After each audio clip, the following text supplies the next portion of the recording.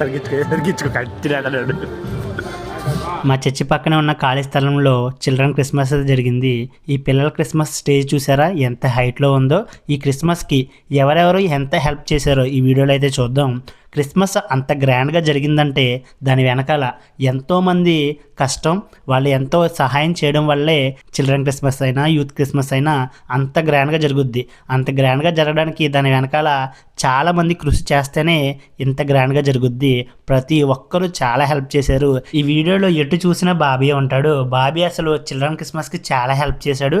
And gap దొరికితే చాలు ఎంత కామెడీ చేశాడంటే అసలు చాలా ఎంటర్టైన్ చేశాడు. నన్నే కాదు ప్రతి ఒక్కరితో కామెడీగా మాట్లాడుతూ ఫుల్ ఎంటర్టైన్ చేశాడు. అంతే సహాయం కూడా చేశాడు. బాబీ అనే కాదు చాలామంది హెల్ప్ చేశారు.